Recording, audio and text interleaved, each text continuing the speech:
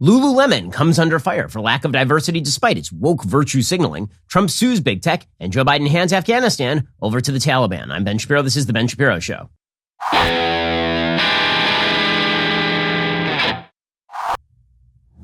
The Ben Shapiro Show is sponsored by ExpressVPN. Why haven't you gotten a VPN yet? Visit expressvpn.com/Ben. We'll get to all the news in just one moment. First, a reminder, another 1,000 of you, my extremely wise listeners, you've already made the switch from your overpriced wireless carrier to Pure Talk over the past couple of months because you wanted to save money. So what are the rest of you waiting for?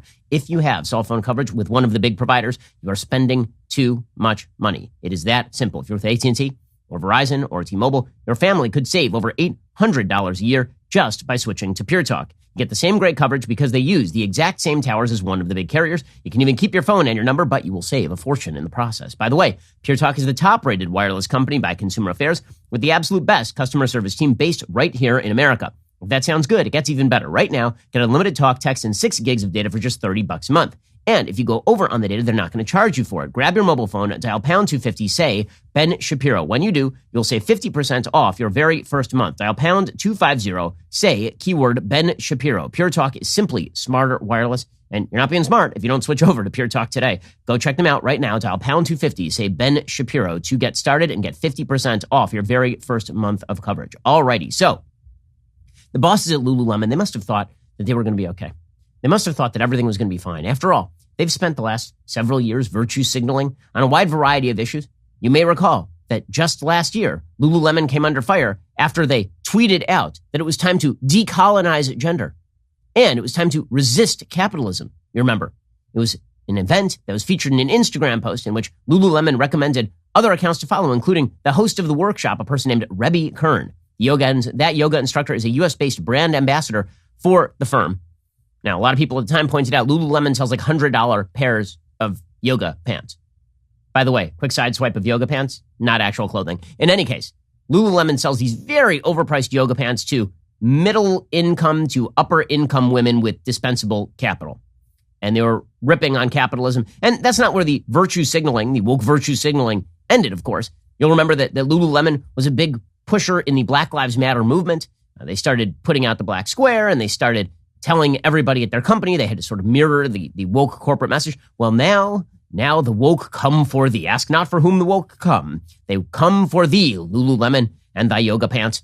According to Business Insider, in spring 2020, days after the murder of George Floyd, a high-level Lululemon manager told a team of designers and copywriters she wanted to put all lives matter at the top of Lululemon's website.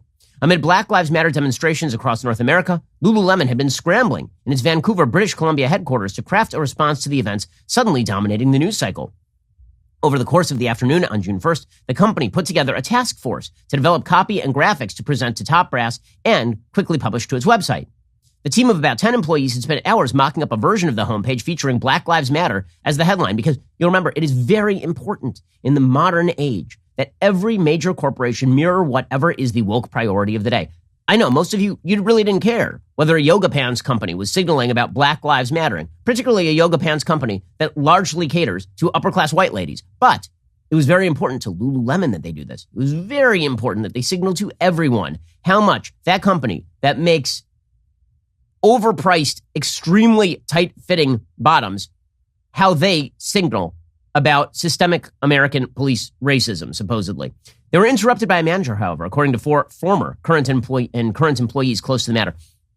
It is so amazing how the inside-outside game now works at these corporations. It really is incredible. All you have to have is a couple of employees who go and leak to the media, and then the media suggests that your company is racist or sexist or bigoted in some way, and then you're not allowed to fire those people because, of course, these are good-hearted whistleblowers. You're not allowed to look for the folks who are just trying to destroy your company from the outside and run your company based on this inside-outside game. All you have to do is craft a media response from the inside, these leakers, and suddenly the entire corporate structure is going to be responding to 21-year-old interns. That's how all of this works. So that's the story of Lululemon. A bunch of people leaked to Business Insider. They said the manager, a director who they added had not been previously involved in the project, demanded that the group use new approved copy. Near the beginning of the proposed text, the phrase "All Lives Matter" appeared in capital letters. "We are not writing Black Lives Matter. That's not where we're at," the director told the group, according to 2 employees present in the room. After significant debate, the employees, several of whom are Black, Indigenous, and people of color, agreed to create 2 designs to present to leadership, one with All Lives Matter, another with Black Lives Matter. While Black Lives Matter was ultimately selected, an employee who was involved in the homepage project said they felt triggered and traumatized and described it as one of the most disgusting moments in their time at Lululemon. My God, the yoga pants company, a person, but their final policy mirrored the policy priorities of these people of color who were low-level staffers inside the company. Finally, the company agreed with the low-level staffers who were people of color, who are now leaking to the media. But the fact that somebody even pushed back, it was just devastating. You cannot have pushback in the corporate world. All must be ousted. All must be destroyed. After all of these black employees, all of these people of color said we cannot go forward with this. And please don't make us have to mock this up for you. And her saying we have to do it. It was a very traumatic experience. It's unbelievable. They had to write the words "All Lives Matter" in a mock-up that they didn't use. The heart flutters at the level of threat faced by these employees at a yoga pants company. Lululemon then ended up putting out an Instagram post that said, "Words have power, actions have more power." Many corporations stumbled in their internal and external communication after the murder of George Floyd, but even before spring 2020, All Lives Matter had been widely recognized as a phrase that downplayed the Black Lives Matter movement. The director was given the chance to apologize to a group of about 200 copywriters, designers, and photographers on a conference call. The obligatory internal Maoist struggle session. We have to make sure that this director knew he had sinned and he will atone. Many of these copywriters, designers, and photographers were unaware of the events for which the director was apologizing, which, of course, is part and parcel of all of this. It's not directed just at the director, of course. It is directed at all of the low-level employees who will shut up or face the same treatment. The director left Lululemon shortly after the apology. So he made the apology, and then he left. So you didn't get the benefit of the apology then. From the outside, Lululemon exudes an aspirational lifestyle with its high-tech activewear and brightly curated 500-plus retail stores designed to reflect the company's core values of personal responsibility, entrepreneurship, honesty, courage, connection, fun, and inclusion, according to its website. Lululemon has a $4.4 billion in sales every year. It has only accelerated its growth under CEO Calvin McDonald thanks to his strategic investments in growing categories like menswear, e-commerce, and connected fitness, including the acquisition of Mirror in June 2020. But according to 12 current and former Lululemon corporate employees who spoke with Insider, the company's image stands in stark contrast to their experiences behind the scenes at the company's corporate offices. My God, I can't wait to tell you about the sorts of oppression happening at the yoga pants company. We'll get to more of this in just one second, because it is indicative of how companies are now being run, and it is indicative of the authoritarian moment that we are currently experiencing, and that is stretching out across the corporate landscape, and in some cases being facilitated by government. We'll get to that in just one second. First, let's talk about clothing that fits you exactly right. I'm talking, of course, about Cuts Clothing. Fellas, the sport of business means demanding excellence from your craft and your wardrobe. Your fits need to be versatile, blending timeless style and comfort so you look as good as you feel. For that, there is Cuts Clothing. Let me just tell you, every t-shirt I own is now Cuts Clothing t-shirts. I mean, they are that good. They've taken a classic men's fashion staple, the plain tee. They've refined it. They combine premium quality with a minimalist aesthetic. Cuts shirts, polos, hoodies, crew sweatshirts. They're made for the man who works hard, plays hard, never settles for less, all in the sport of business. In 2016, Cuts founder Steve Borelli set out to create clothes ready for every occasion the modern man faces. And he started by reinventing that t-shirt. The end result? What GQ magazine calls the only shirt worth wearing. It is indeed buttery soft because they have Pika Pro. It's a tri-blend tee. It's a bold new take on a classic design. It combines the ultimate blend of high-quality cotton, polyester, and spandex as well. It is the perfect t-shirt. And now, Cuts set out to create uniquely engineered fabric called Hyperloop French terry fabric for their hoodies. It's a textile that is temperature-controlled and ageless. You don't need to take it off, and you won't want to. It is just great stuff. All they do is make excellent clothes. They've got the Pika Polo. It's a design that keeps you fitted for the office or the golf course or at home. It's not just a lifestyle. It's not just clothing. It is office leisure apparel for the sport of business. Get 15% off your first order by going to cutsclothing.com/Shapiro. That is cutsclothing.com/Shapiro for 15% off the only shirt worth wearing. Alrighty, back to Lululemon. So again, the way that this works is you get a couple of your fellow employees to go and talk to Business Insider, and then you pressure a company that does $4.4 billion in sales every year to mirror your corporate woke priorities. Some corporate employees said they felt that the rapid growth of the company had hindered its ability to implement changes, particularly in areas like diversity and inclusion that have long plagued Lululemon. The employees who spoke with Insider did so on condition of anonymity for fear of jeopardizing their current and future employment opportunities. By the way, you should fear jeopardizing your current and future business opportunities when you talk out of school about a company that is paying you.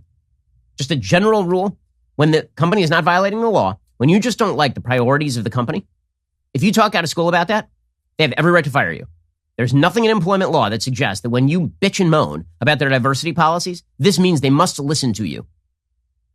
It is an absurdity of the highest order that these corporate heads don't just run their companies how they should normally run their companies. Again, I'm the head of my company. You know what would happen if one of my producers started talking out of school about the company, all the problems we have we have lots of procedures. We have an HR department for any problems inside the company. You start going outside the company and talking to members of the media about how terrible the company you work for is, the boss has every right and nay, an obligation to fire your ass and put you on the unemployment line. In any case, Business Insider, the suggestion is that Lululemon is deeply racist because they acquiesced to the left wing. They were woke enough for the left wing for a brief period of time. But you can never be woke enough. That is the dirty secret. According to Business Insider, according to one of the copywriters present in the room, several employees reported the director who demanded the All Lives Matter homepage design. So they reported him. After the director's tearful apology, a copywriter who had left the company the year prior said she was notified of the incident by her former colleagues and felt compelled to send an email urging members of management to fire the director. Okay, so you have somebody, a copywriter, who no longer even worked at the company, emailing the heads of the company to urge the firing of a person she had no relations with and was not even involved in the procedures with. You're the bad guy here. You're the bad guy. Copywriter who no longer works at the company trying to get somebody to lose their job for the great sin of proposing an All Lives Matter post as opposed to a Black Lives Matter post. You're the bad guy. You're a jerk and an authoritarian to boot.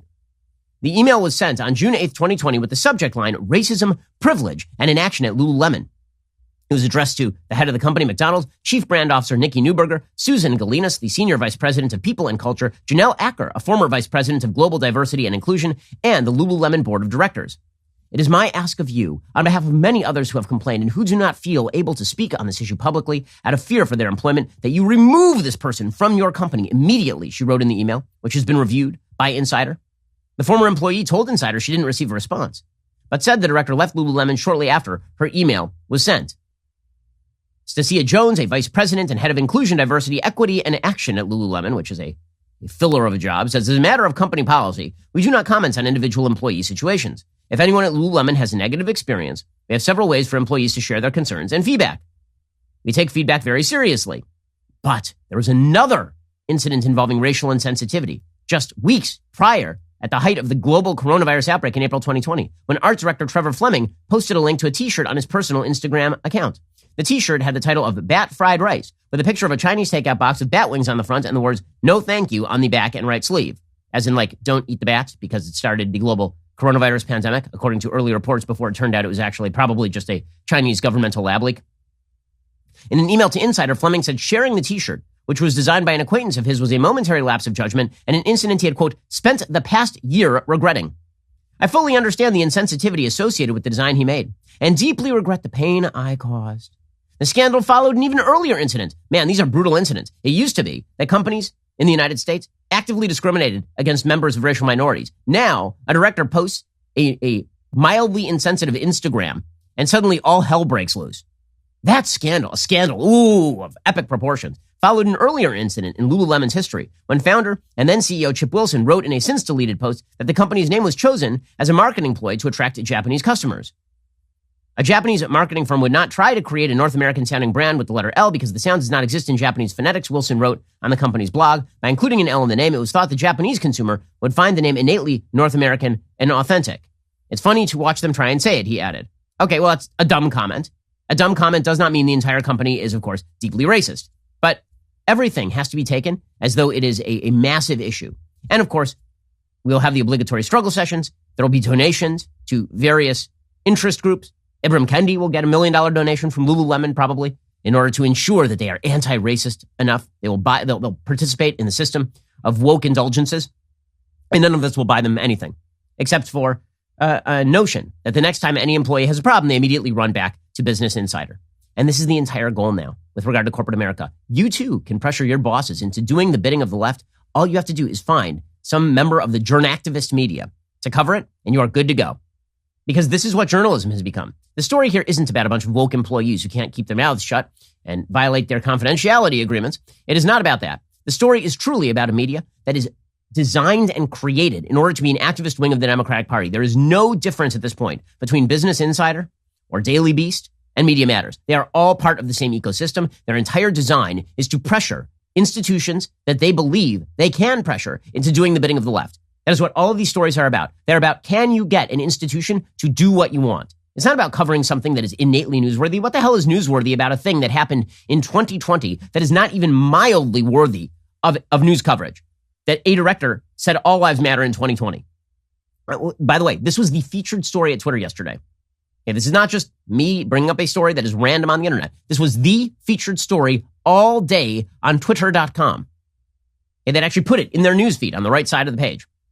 Okay, because again, all of the journalistic entities that you know and love are activist entities. Now, some of us in the conservative side of the aisle will say we're conservative. We cover the news from a particular angle. But the thing is that the media ecosystem that proclaims that it is in fact a sort of objective news ecosystem is not. It is designed in the same way as Media Matters. They run stories specifically in order to pressure these corporations. They run stories specifically in order to begin boycotts. Why do you think it is that every time a controversial comment is made, you get somebody from the Huffington Post calling up advertisers of Tucker Carlson's program and saying, do you know you advertise with Tucker Carlson? That question is not designed to elicit a response. That question is designed to elicit an action, namely the advertiser getting scared and canceling Tucker Carlson. Right? That is what this is designed to do. The Business Insider story is designed in order to get Lululemon to do whatever the left wants it to do, because this is not innately newsworthy stuff. It's not the president of Haiti being assassinated in his home. It is not the United States pullout from Afghanistan. It is a couple of woke employees from Lululemon who are frustrated with their day jobs and bored in their New York apartments. Yeah, but this is how the game works right now.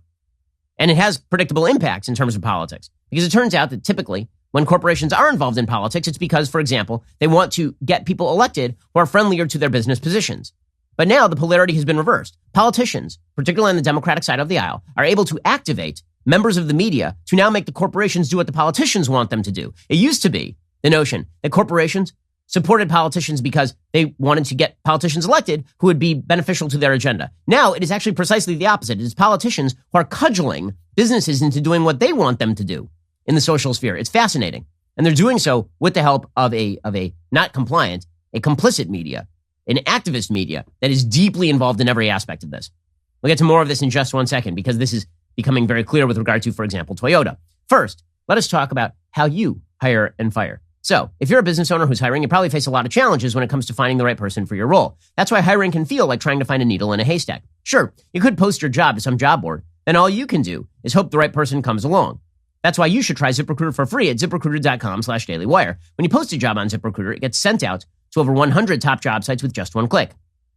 Then, ZipRecruiter's matching technology finds the right people with the right skills and experience for your job and actively invites them to apply. In fact, ZipRecruiter is so effective that 4 out of 5 employers who post on ZipRecruiter get a quality candidate within the very first day. It's no wonder over 2.3 million businesses have come to ZipRecruiter for their hiring needs. So, for example, here at Daily Wire, if you need a great producer like Elliot, somebody who will make sure that things run on time, but also give you terrible recommendations about Marvel movies that you must watch, well, then you need ZipRecruiter as well. While other companies overwhelm you with way too many options, ZipRecruiter finds you what you're looking for, the needle in the haystack. Right now, you can try ZipRecruiter for free at this web address, ZipRecruiter.com/dailywire. Once again, remember, go to this unique place, ZipRecruiter.com/DAILYWIRE. ZipRecruiter is indeed the smartest way to hire. Alrighty, so it's not just Lululemon, of course. This entire sort of debacle is designed in order to push corporations to do what the left wants them to do. The latest element of this, of course,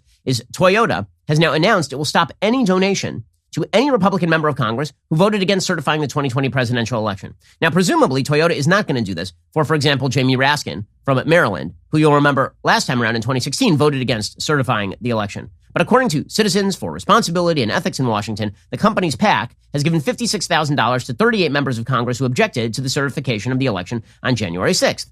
And it is a very short step from this particular thing. Listen, I don't think that anyone should have voted against the certification of the election. I don't think there is a legal basis to do so. I've been very, very clear about this. With that said, I don't think that corporations should be forced to boycott politicians who agree with their particular business agenda because those politicians also supported a thing with which the company was not involved. So, for example, I do not think that companies should be forced to stop giving money if they are into giving money to Democrats based on their economic agenda for some reason. I don't think that there should be a lot of social pressure to force those companies to stop giving money to Democrats based on the fact that Democrats support, broadly speaking, crackdowns on religious freedom. Right? If it's a company that's not involved with any of that sort of stuff, I don't really think those two things are related. But we have now come to the point where anything that becomes a leftist talking point is an excuse to push corporations to not give to Republicans overall. That is the goal. January 6th is just the excuse. And if it weren't January 6th, it would be something else. It would be anybody who supported Donald Trump cannot be supported by any sort of corporation. Because if they do, then they are supporting all of the evils and excesses of Donald Trump. In a statement issued on Thursday, Japan-based automaker said it had, quote, decided to stop contributing to those members of Congress who contested the certification. Toyota is committed to supporting and promoting actions that further our democracy, said Toyota. Right, this is the same thing that Stacey Abrams finally accomplished in Georgia when he saw corporations divesting from the state of Georgia because Georgia passed a law shoring up voter ID, for example. And then she realized, oh, this was a bad idea and tried to back off of that. Toyota says our company has long-standing relationships with members of Congress across the political spectrum, especially those representing our U.S. operations. Our bipartisan PAC equally supports Democrats and Republicans running for Congress. In fact, in 2021, the vast majority of contributions went to Democrats and Republicans who supported the certification of the 2020 election. We understand that the PAC decision to support select members of Congress who contested the results troubled some stakeholders. We are actively listening to our stakeholders, and at this time we have decided to stop contributing to these members of Congress who contested the certification of certain states in the 2020 election. The reason I pause on the word stakeholders is because this is deeply indicative of a perverse view of how business is supposed to work. And there are two views of how business is supposed to work. One is what is called shareholder capitalism, pushed by people like Milton Friedman. And the basic idea here is that a company's main duty is to its shareholders. You buy stock in a company, and now the company has a duty to you. The company has a duty to create a program that will allow for long-term earnings. The company has a duty to ensure that your stock price over time does not go down, that they make good business decisions. Okay, that's what shareholder capitalism is all about. That the people who actually own a share of the company are the people to whom the company's board is responsible. Stakeholder capitalism is a very different thing. Stakeholder capitalism is a term that's been coined by quote-unquote intellectual elites to suggest a system in which corporations are answerable not just to their own shareholders, but to the public at large, which really means to government actors and the media. Stakeholders are people who do not own shares in the company, who don't own any, they don't buy Toyota cars, they don't have a share of Toyota stock. They're just anyone who's affected by Toyota, meaning a person in the world. And so if a person in the world has a complaint about Toyota, Toyota will now respond to those people, which of course means they are not responding to economic concerns. They are not focusing in on what makes their product better and less expensive for the consumer. Instead, they are focused in on pleasing particular political actors who are the loudest. Stakeholder capitalism, again, is just a way of saying that your corporate overlords ought to be responding not to market incentives, but to non-market incentives. They are not responding to the demands of the market. They are responding instead to the loudest political actors out there, which is a form of corporatism in which corporations act hand in glove with the government and with the Democrat media complex in order to cram down institutional power. My new book, The Authoritarian Moment, is all about this. It's about how the institutions of power have been hijacked and weaponized by the left. Stakeholder capitalism is a very big aspect of this. And this is why you are seeing the media cover Lululemon, because you're a stakeholder in Lululemon, you see. You don't own stocks. You don't even own Lululemon pants. You're a dude. But still, you have a stake in what Lululemon does. Same thing with Toyota. You have a stake in what they do. Therefore, you ought to run their company. Okay, this is not a recipe for economic success or political health for a nation. Okay, all of this has culminated in a wide level of distrust of major institutions in the marketplace. We'll get to that in just 1 second. First, let us talk about a simple fact. If you get caught in credit card debt, you can be absolutely screwed. I mean, credit card debt is like the worst thing in the world. I know people have gone bankrupt because of credit card debt. You start letting that rack up, those interest charges rack up month on month, you can be in serious trouble. Instead, you need to refinance your credit card balances and lower your interest rate and save yourself some money. You don't have to be a financial expert to do it. Right now, you can get a credit card consolidation loan from my friends at Lightstream with a rate as low as 5.93% APR with autopay and excellent credit. It's lower than average credit card interest rates of over 19% APR. That means you could be saving thousands of bucks in interest, and you can get a loan from $5,000 to $100,000 with no fees. The rate is fixed. It's not going to go up over the life of the loan. Plus, you can even get your money in your bank account as soon as the day you apply. Lightstream believes people with good credit deserve a better loan experience. That's exactly what they deliver. Just for my listeners, you can apply right now, get a special interest rate discount, save even more. The only way to get that discount, go to lightstream.com/Shapiro. That's LIGHTSTREAM.com/Shapiro. Subject to credit approval. Rates range from 5.93% APR to 19.99% APR. Include a 0.50% auto pay discount. Lowest rate requires excellent credit. Terms and conditions apply. Offers are subject to change without notice. Visit lightstream.com/Shapiro for more information. Okay, so a lot of what is going on right now has been made much worse by, of course, the presence of social media. Social media is a combination between corporations and the media ecostructure, right? So on the one hand, they are corporations who say they are no longer answerable to their shareholders. They're only answerable to stakeholders, right? Broader political actors. And so they are very much subject to media pressure and to being cudgeled into place, beaten into place, clubbed into place by members of the government. Also, these are the main mechanisms by which people consume information. So this creates a very bizarre situation where social media are both the people who control what you see and are in turn controlled by government incentive programs and by outside media coverage, which can shape how political actors work. Right? There's this iron triangle that I've talked about before between social media, and the Democrats. The Democrats don't like that social media has been historically free and open and has allowed people to post a lot of material that they don't like. And so they go to the media and they say that these social media companies are responsible for every bad thing in the world. If there's a violent attack, it must be social media. If there is a story they don't like that's getting out, a Hunter Biden story, for example, that's social media, and it needs to be stopped. The media then cover these social media companies as though they are evil. The more open they are, the more evil they are, according to the media. It's amazing. Who could have foreseen that the press, being of course a political actor and not an actor that is in favor of free speech in the United States, the press has become they are the chief rooting interest in favor of shutting down free dissemination of information. It's unbelievable. I think this is something that the founders probably could not have foreseen. When they said freedom of the press, they assumed that people who took advantage of the press would be in favor of a free press. Wrongo. It turns out members of the quote-unquote press are the people who are most interested in shutting down open debate on social media. So you have the Democrats. They launder their message through media. The media whip up all of this fervor about how social media is to blame for all the problems. The Democrats use that fervor in order to threaten social media, and social media, in order to avoid regulation, then shuts down free speech, right? This is the game. This is the game they've been playing for quite a while. The heads of these companies will routinely talk about, it's amazing how the messaging has shifted. Again, I talk about this a lot in my new book, The Authoritarian Moment. It's out in about 2 weeks now. It is incredible how the messaging on social media has shifted. In 2012, social media was seen as a godsend by Democrats, by Republicans. It was very popular. And the reason it was popular in sort of opinion polls, Democrats saw it as a way of reaching audiences they'd never reached before. Also, Barack Obama was brilliant at it. Right? He was amazing, able to manipulate social media and get to audiences who had never seen his message before. You remember that there was this whole wave of stories about how brilliant Obama's campaign was in 2012 using social media. And social media was great, right? Social media was making the world a more interconnected, better, friendlier place. Then 2016 happened and Trump won. And the Democrats had to come up with some excuse for why it wasn't their fault. Why it wasn't their fault that Hillary Clinton, the heir apparent and the person who'd been pushed for the presidency since essentially 1992 by the Democratic Party and the media, why she had lost to this real estate reality TV star who was wild and bombastic and said anything that came into his head. How could she possibly have lost? And they came up with a couple of solutions. One was, of course, Russian collusion. It was the evil Ruskies. And the second was social media. Social media had allowed messages that never should have been allowed. If only social media had somehow stopped Trump from winning, the country would have been so much better. Facebook was bad. Facebook had allowed for Russian collusion to happen. Now, as it turned out, statistically speaking, the amount of Russian propaganda put out on Facebook was extraordinarily minimal. If you actually look at the stats, not big stats. As somebody who is in the Facebook stats like every single day, I can tell you the amount of Russian messaging during the 2016 election and the impact thereof via Facebook was minimal on a percentage basis. Like the total number of impressions created by the Russians for like a period of 2 years was equivalent to about the number of impressions I create for my personal Facebook page in the course of maybe a couple of weeks.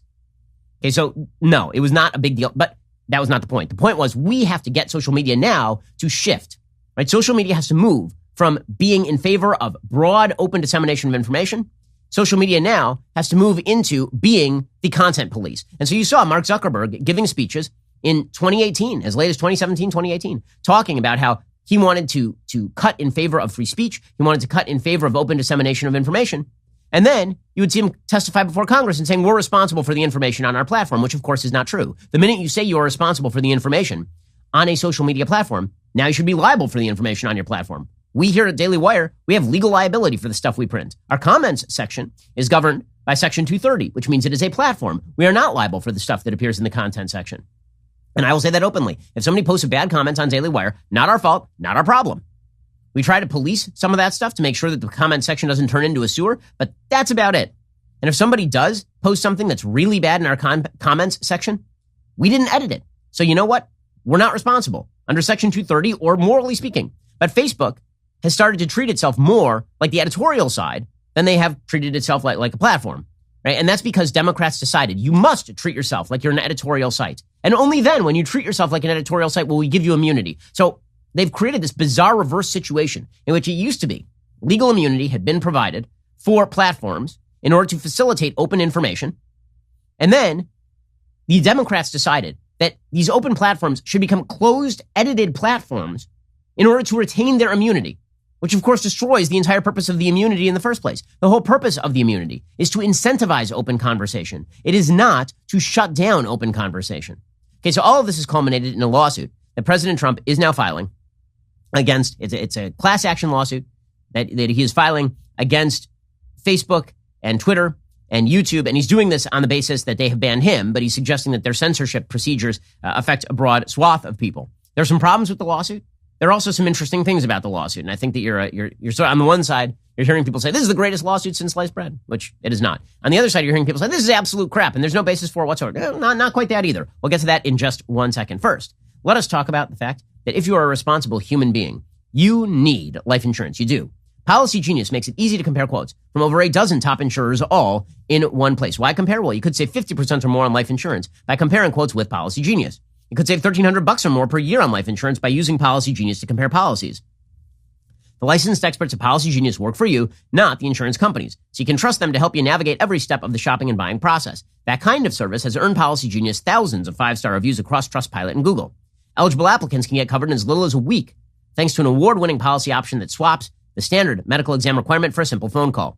This exclusive policy was recently rated #1 by Forbes, higher than options from Ladder, Ethos, and Bestow. And getting started, super simple. First, head on over to policygenius.com/Shapiro. In minutes, you can work out how much life insurance coverage you need and compare personalized quotes to find your best price. When you're ready to apply, the Policy Genius team will handle the paperwork and the scheduling for free. Policy Genius never sells your information to other companies. Policy Genius does not add on extra fees. Head on over to policygenius.com/Shapiro. Get started right now. Policy Genius, when it comes to insurance, it's nice to get it right. God forbid you're hit by a train. Make sure your family is taken care of. Head on over to policygenius.com/Shapiro to get started right now. Okay, so President Trump has now filed a lawsuit against YouTube, Facebook, and Twitter, all of whom have banned him, which is frankly an unbelievable thing. It is incredible that the sitting president of the United States was banned from the 3 largest social media services in the United States.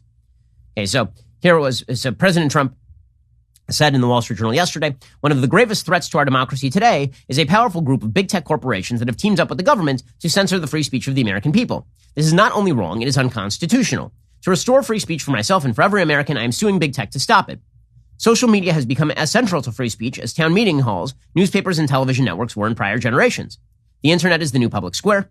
In recent years, however, big tech platforms have become increasingly brazen and shameless in censoring and discriminating against ideas, information, and people on social media, banning users, deplatforming organizations, aggressively blocking the free flow of information on which our democracy depends. No longer are big tech giants simply removing specific threats of violence. They're manipulating and controlling the political debate itself. Consider content that was censored in the past year. Big tech companies banned users from their platforms for publishing evidence that showed the coronavirus emerged from a Chinese lab, which even the corporate media now admits may be true. In the middle of a pandemic, big tech censored physicians from discussing potential treatments like hydroxychloroquine, which studies have now shown does work to relieve symptoms of COVID-19. In the weeks before a presidential election, the platforms banned the New York Post, America's oldest newspaper, for publishing a story critical of Joe Biden's family, a story the Biden campaign did not even dispute. Perhaps most egregious, in the weeks after the election, big tech blocked the social media accounts of the sitting president. And if they can do it to me, they can do it to you. And believe me, they are. Jennifer Horton, a Michigan school teacher, was banned from Facebook for sharing an article questioning whether mandatory masks for young children are healthy. Later, when her brother went missing, she was unable to use Facebook to get the word out. Colorado physician Kelly Victory was deplatformed by YouTube after she made a video for her church explaining how to hold services safely. Kai and Michael of Florida and her husband Bobby lost their 21-year-old son in a fatal collision caused by a twice-deported illegal alien. Facebook censored them after they posted on border security and immigration enforcement. It says this flagrant attack on free speech is doing terrible damage to our country. That is why, in conjunction with the America First Policy Institute, I filed class action lawsuits to force big tech to stop censoring the American people. Our lawsuits argue that big tech companies are being used to impose illegal and unconstitutional government censorship. In 1996, writes Trump, Congress sought to promote the growth of the internet by extending liability protections to internet platforms, recognizing that they were exactly that, platforms, not publishers. Unlike publishers, companies like Facebook and Twitter can't be held legally liable for the content posted to their sites. Without this immunity, social media companies could not exist. Democrats in Congress are exploiting this leverage to coerce platforms into censoring their political opponents. In recent years, we have all watched Congress haul big tech CEOs before the committees and demand that they censor, quote, false stories and disinformation, labels determined by an army of partisan fact-checkers loyal to the Democratic Party. Further, big tech and government agencies are actively coordinating to remove content from the platforms according to the guidance of agencies like the Centers for Disease Control and Prevention. This coercion and coordination is unconstitutional. Okay, so here is where Trump is right, and here is where Trump is wrong. So he is not wrong when he says that there are certain activities that can be undertaken by private companies that are coincident with government action and that have been deemed by the courts in the past to be government action. There's an article just back in January by Vivek Ramaswamy and Jed Rubenfeld. Rubenfeld is a former professor over at Yale, in which they specifically talk about the fact that private companies can in fact be deemed state actors if proper government leverage is applied. So, for example, it is axiomatic, the Supreme Court held in Norwood versus Harrison, that the government, quote, may not induce, encourage, or promote private persons to accomplish what it is constitutionally forbidden to accomplish. They say that's what Congress did by enacting Section 230 of the 1996 Communications Decency Act, which not only permits tech companies to censor constitutionally protected speech, but immunizes them from liability if they do so. The justices have long held that the provision of such immunity can turn private action into state action. In Railway Employees Department versus Hansen, for example, they found state action in private union employer closed shop agreements, which force all employees to join the union because Congress had passed a statute immunizing such agreements from liability under state law. In other words, if Congress gives some sort of immunization to liability, and then in order to maintain the immunity, Congress cudgels companies to do a thing, that can be deemed state action. In Skinner versus Railway Labor Executives Association, the court again found state action in private party conduct, drug tests for company employees, because federal regulations immunized railroads from liability if they conducted those tests. In both cases, with Section 230, the federal government didn't mandate anything. It merely preempted state law, protecting certain private parties from lawsuits if they engaged in conduct Congress was promoting. Okay, so this is the part where Trump is not wrong, for example. So if these social media companies were granted immunity from liability by Section 230, because Section 230 was designed to basically promote open speech on the internet and, yes, to allow social media companies to curate content. Now, the idea behind Section 230 is that you shouldn't be punished as a publisher if, for example, you started curating your comment section to get rid of things like pornography. If you curated your comment section to get rid of obscenity or violence or other maybe First Amendment protected activities, but you just want to clean the comment section. Okay, and Section 230 does in fact protect, for example, even a sort of partisan cleansing of platforms, right? If you go through and you get rid of all the anti-Trump commentary in the comment section of a particular website, this does not relieve Section 230 liability or Section 230 immunity, right? You can still do that, but this changes once the government starts applying pressure. Once the government starts applying pressure and saying, we are going to remove your immunity, that immunity is going to go away unless you censor the kinds of content we want you to censor. Now that looks a lot more like state action.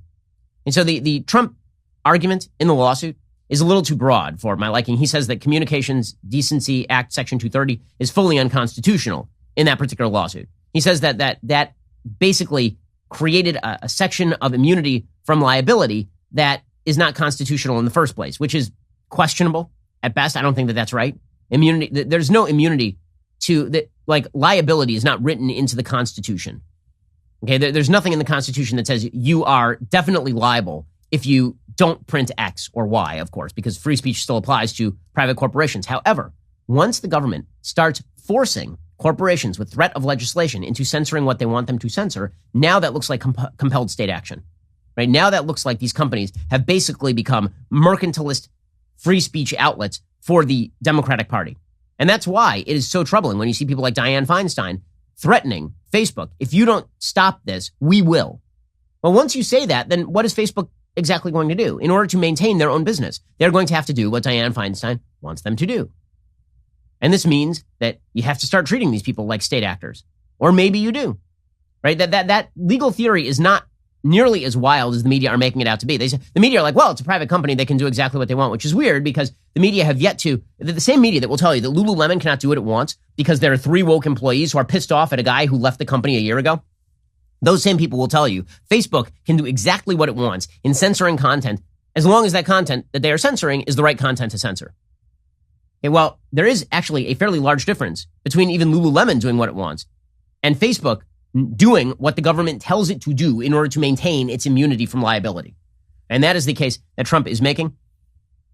Clarence Thomas has sort of hinted at this in the past. So it's not quite as wild a lawsuit as people are suggesting. Now, do I think that the lawsuit is actually going to go all the way? I doubt it. Trump says that he's going to sit for a deposition. I can't imagine he will, because if he has to sit for a deposition, no lawyer in the world is going to allow Donald Trump to sit for a deposition. He is the worst legal client on planet Earth.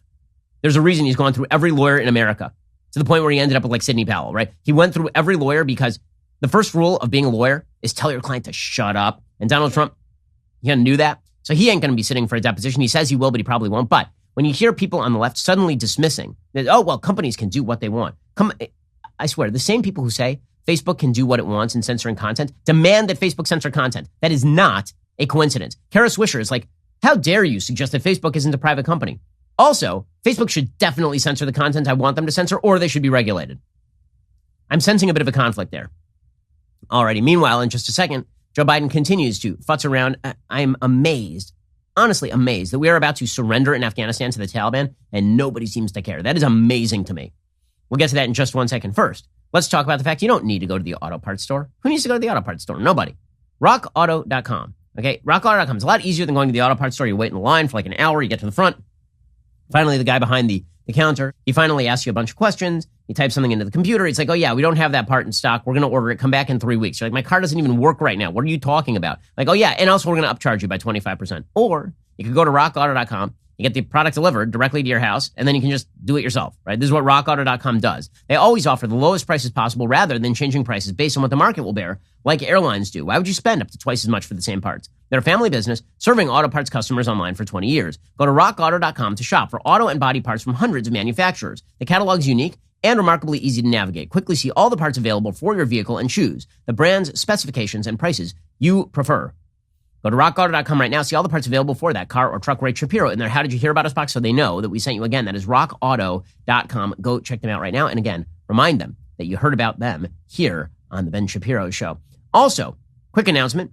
Would you like to work here? Well, now is your chance. The Daily Wire is hiring a web marketing specialist to do, well, a bunch of technical stuff that I don't understand and that I'll pay you to do. But seriously, if you know how to optimize a website experience, if you've done A/B testing before, if you're a data-loving nerd, that I am, then this is the job for you. So head over to dailywire.com/careers. Apply right now. As you know, we are the fastest growing conservative media company in the country. We are not slowing down anytime soon.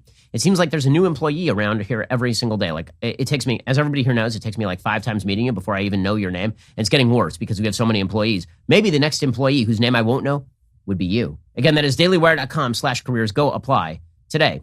Also, from pronouns to microaggressions, language has been turned into a tool used by the political left to silence dissenters and ostracize them from friends and family.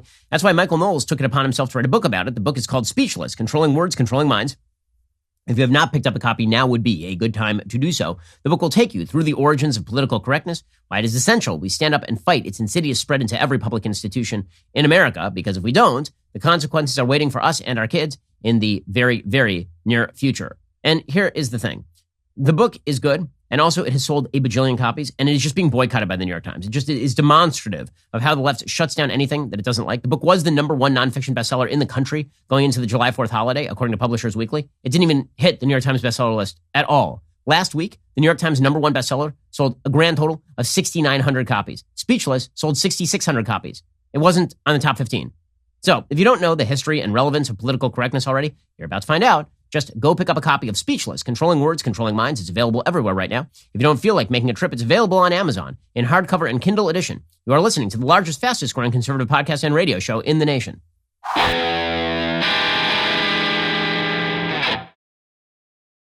Meanwhile, Joe Biden is just losing Afghanistan. He's just decided to surrender in Afghanistan. Now, what's unbelievable about this, truly, is that Afghanistan was in a state of stasis. It wasn't a war that was won in any realistic sense. The Taliban was still around, obviously, but the country had not been ceded to the Taliban. The Taliban did not have control of the entire territory. It could not really provide safe havens for wide varieties of terrorist groups. It was still being fought to a standstill, at the very least, by the Afghan government. And we are pulling out at a time when we are spending approximately $50 billion a year in Afghanistan. That's how much money that we've been spending in Afghanistan as of like 2019. That represents approximately 1.3% of a $4 trillion budget. And now that we're talking about spending, $1 bajillion, well, it represents a tiny, tiny drop in the bucket. The number of American soldiers who are being killed in combat every year was in the single digits. This was not an endless war, in other words. It's not. I'm sorry. It doesn't count as a war when single-digit number of your soldiers are being killed in it every single year. And there are more cops who are being killed on the streets of Chicago every year than soldiers being killed in Afghanistan every year. So that does not count as an endless war in any realistic sense. The only reason that Joe Biden is withdrawing is because he wants to suggest that he did it. And the left will never blame him for the fallout. And there will be fallout. I mean, tens of thousands of people will undoubtedly be made into refugees. You'll see thousands of people murdered. You'll see anyone who worked with the American government killed outright. You'll see women forced back into effectively chattel slavery, which is what they were living like in Afghanistan before the United States got there. And this notion that long-term occupation of countries has no positive effect is just silly. And the United States still has bases in South Korea. And guess what? After the Korean War, we should note that after the Korean War, it was not as though the U.S.'s presence was widely appreciated in South Korea. It was not as though South Korea immediately transformed into a successful market democracy. It took a long time. There was a full military dictatorship in South Korea for a fairly significant period of time, and an extraordinary amount of corruption in South Korea before the so-called Sixth Republic was founded. There's a reason it was called the Sixth Republic, because it took a lot of go-rounds in order to get to anything remotely resembling an actual republic in South Korea. There's still high levels of corruption in South Korea. It is also a thriving market economy. And so the notion that when America pulls out, things get better just doesn't, it's not true. And guess what? Long-term occupations that don't have tremendously high costs to the United States actually are not a horrible thing. They are not. You know what's a worse thing? Ceding control of a country to the Taliban. We used to actually understand this sort of stuff in the United States. And I know that there's this weird idea that in the aftermath of World War II, the United States, basically just everyone came home. And that's not true. A huge percentage of soldiers did come home because the active military combat was over. But there were still a bunch of soldiers who were sitting around in Germany. There's still a bunch of soldiers sitting around. There are still a bunch of soldiers sitting. It is now 2021. World War II ended in 1945. Okay, it has been nearly 80 years since the end of World War II. We still have bases in Germany and Japan. The Korean War ended in the early 50s. We still have bases in South Korea. So this bizarre notion that we win anything by pulling out of Afghanistan is weird. It is a weird thing. And it's not only weird, it is stupid. Because again, it will be treated by all of America's worst enemies as a big win for the Taliban, as though they drove the United States out. What they really did is they just waited for the United States to get bored, and then we unilaterally pulled out when there was really no effective reason to. Joe Biden, like an idiot, says the United States has achieved its objectives, which of course is not true. Yesterday, speaking after the withdrawal of nearly all U.S. combat forces, and as the Taliban surge across the country, Biden spoke directly to critics of his order to bring an end to American participation in a conflict born from the terrorist attacks of September 11th. He said, "Let me ask those who want us to stay. How many thousands more American daughters and sons are you willing to risk? How long would you have them stay?" What do you mean thousands more are you willing to risk? Since when are thousands of Americans dying in Afghanistan? Like, really, you can say thousands of Americans died in Afghanistan at the beginning of the war when we were responding to, the murder of 3,000 Americans in New York and Washington, D.C. But when we were losing like single-digit soldiers per year in Afghanistan in an active combat situation, that is like, he has to exaggerate for a fact. It's the only way that he can justify what he is doing. Because a lot of people have been pointing out quite correctly that Joe Biden's policy here is indistinguishable on every available level. I mean, truly indistinguishable from pulling out from Saigon in 1975 and handing the entire country over to the Viet Cong, which resulted in hundreds of thousands of people fleeing, many of them literally getting in boats to get out of Vietnam, and the fall of Cambodia, and the murder of 2 million people by Pol Pot in Cambodia. Right? He's going to have this sort of withdrawal leaves blood on American hands. In the same way that there was blood on American hands when we made promises to the Kurds in 1991 and then just let Saddam Hussein go in and slaughter them. There's blood on American hands when you make promises to people and those people rely on those promises. And then to prevent not even a high-cost scenario, to prevent a very, very low-cost scenario, relatively speaking, with regard to American foreign policy, you withdraw all troops. Joe Biden's position here makes no sense at all. Well, yesterday, Joe Biden, he got slightly tongue-tied announcing the Afghanistan withdrawal because, again, Joe Biden is in a running gun battle with the teleprompter. Here was President Biden getting a little confused about the Afghanistan withdrawal yesterday. We're going to continue to work for the release of detained Americans, including Mark, Ferrix. I want to pronounce the name correctly. I misspoke. So that he can return to his family safely. Yeah, that is, again, him versus this doddering old fool is now going to lead to the fall of Afghanistan again. And there will be long-term downstream effects. There will be. I mean, the fact is that the United States' troop presence in Germany prevented not only the Russians from taking over Western Europe, but also ended up forestalling the possibility of Germany turning back into something horrific. The same thing in Japan. The same thing in South Korea. I point this out because people seem to have forgotten basic American history. And there seems to be this bizarre left-wing Noam Chomsky opinion that anywhere American boots go, things get worse. That is not true. Generally, where American boots withdraw, things get massively worse. I mean, the United States, got involved in the Haitian situation in the 1990s. Since America has not been so involved in Haiti, how have things gone over there? Have things been great over in Haiti last time I checked? Okay, Joe Biden, he's basically admitting at this point that the mission is failing. It's incredible. He says, don't worry, the mission hasn't failed yet. Okay, that's always a great indicator. It's always very encouraging when the president of the United States says, well, we're withdrawing from Afghanistan. Come on, man. And we haven't failed. He checks his watch, looks. Yet. Very, very encouraging stuff here from the president of the United States.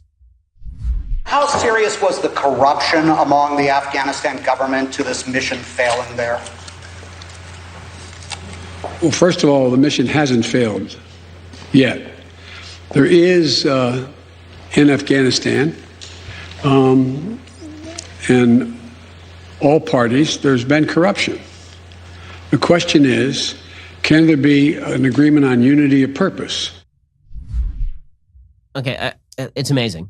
We haven't lost yet. Great. We hadn't lost yet when they started pushing American helicopters off the top of the U.S. Embassy in Saigon. We hadn't lost yet. Oh, except we did. Okay, and then Biden was asked, well, aren't you going to be responsible for what happens next, considering the fact that our cost of remaining in Afghanistan was very low by historic American standards, and considering the fact that when we abandon Afghanistan, thousands of people will undoubtedly be murdered. Don't you bear some responsibility? No, man, I've never borne responsibility for a damn thing. Get me on Amtrak. Here's the president of the United States. Will the United States be responsible for the loss of Afghan civilian lives that could happen after the military exit? No. It's up to the people of Afghanistan to decide on what government they want, not us to impose the government on them. No country's ever been able to do that. Keep in mind, as a student of history, as I'm sure you are, never has Afghanistan been a united country, not in all of its history. Okay, we can't impose a government on Afghanistan. They have to choose the government they want. Is he suggesting that when the Taliban completely overruns the place, that this is the government that the Afghan people want? That they are desperate to have the Taliban back in power? This is the same sort of argument, again, that the left used to use during the Vietnam War, that the Vietnamese clearly want communism. They clearly do, just as the South Koreans presumably wanted communism, except they didn't. Yes, clearly. Here's the thing. The United States has actually allowed for elections to take place in Afghanistan. Okay, that is much more a reflection of, quote unquote, what the people want than, an armed terrorist group running over the country and then stuffing women in burqas and taking them out of school. Like that. It is incredible how the president of the United States is currently doing the propaganda work of the Taliban. He is. When he says that they get to choose the government that they want, and, if we walk away and the Taliban take over, probably that's the government that they want. That is some ugly, ugly stuff. The reality is the only thing on the ground allowing the Afghans to make any choice at all is that baseline presence of American troops. Okay, then, so Biden, predictably enough, was asked if he trusts the Taliban. He's like, no, I don't trust the Taliban. So then why are you suggesting that the Afghan government, which is weak and has historically been weak, because again, he's correct that there's been no history of democracy in Afghanistan before the United States got there. There's been no history of security in Afghanistan before the United States got there, which is why it takes a long time. Okay, why democracy can't be simply grafted on to Afghanistan's roots. But that doesn't mean that safety and security and the value of human rights can't be grafted on to those roots over time being the key word. And he has just removed the timetable. Here is the president of the United States saying, well, no, I don't trust the Taliban. I'm just going to hand over the entire country to them. You trust the Taliban, sir? Is that a serious question? It's absolutely a serious question. You trust the Taliban? No, I do not. You trust the country to the Taliban? No, I do not trust the Taliban. Will you amplify your answer, please, why you don't trust the Taliban? It's a silly question. Do I trust the Taliban? No. But I trust the capacity of the Afghan military, who is better trained, better equipped, and more competent in terms of conducting war. No, he doesn't. No, he doesn't. I mean, he really doesn't. I mean, and if he does, he's an idiot. If he thinks that the Afghan government is going to suddenly hold up in the face of the Taliban right now, then there would be no controversy. And this is disconnected from reality. All he wants is a cheap political win. It's not really even going to be a win. Because let me just tell you, 5 minutes after we leave, and the headlines come out about how the Taliban are rounding up women who are going to school and slaughtering them in the streets, those headlines ain't going to look good for Joe Biden. In fact, Jen Psaki's basically acknowledging as much, right? She says, we're not going to have a mission accomplished. This is a war that hasn't been won. So what are you accomplishing by withdrawing then? Exactly. Explain. In terms of plans for the end for our men and women coming back, I don't have anything to preview, but we're not going to have a mission accomplished moment in this regard. It's a 20-year war that has not been won militarily. So she's admitting that they haven't won anything. So there's no gain here. It is all just politics, which is pretty horrifying. But you know what? It's okay. Everything's fine. The Biden administration is friendly with the media, so it really doesn't matter. Yesterday, Jen Psaki, she did the outreach to the media that they so deeply crave. She gave them the attention they so deeply want. She led a singing of Happy Birthday for Reuters' Steve Holland. Now, listen, she can be as friendly in the press room as she wants to be. That's nice, okay? What is not as nice is the fact that the media then reciprocate by slobbering all over the Biden administration. Here was Jen Psaki dealing with, frankly, her propaganda wing. Who's with me? Someone here has a good voice. Happy birthday to you. Happy birthday to you. Happy birthday, dear Steve. Happy birthday to you. All right. I will also note. Oh yeah, there's the free press. Excellent voice. Oh, Brian Cameron. Oh, isn't it nice? And well, I guess they don't have to cover the news anymore. I mean, after all, so refreshing. How refreshing is Jen Psaki? Alrighty, we'll be back here later today with an additional hour of content. First, you can't forget to end your week by checking out The Andrew Klavan Show. Drew's shows every Friday. He's got an exciting evening planned for you. So head on over to dailywire.com, 7 p.m. Eastern, 6 p.m. Central. Tune in. I'm Ben Shapiro. This is The Ben Shapiro Show.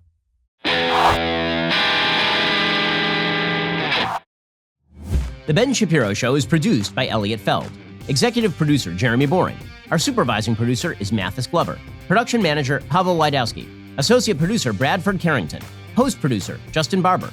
The show is edited by Adam Sayevitz. Audio is mixed by Mike Coromina. Hair and makeup is by Fabiola Cristina. Production assistant, Jessica Kranz.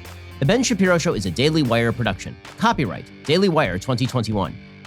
Hey everybody, this is Andrew Klavan, host of The Andrew Klavan Show. You know, some people are depressed because the republic is collapsing, the end of days is approaching, and the moon's turned to blood. But on The Andrew Klavan Show, that's where the fun just gets started. So come on over to The Andrew Klavan Show and laugh your way through the fall of the republic with me, Andrew Klavan.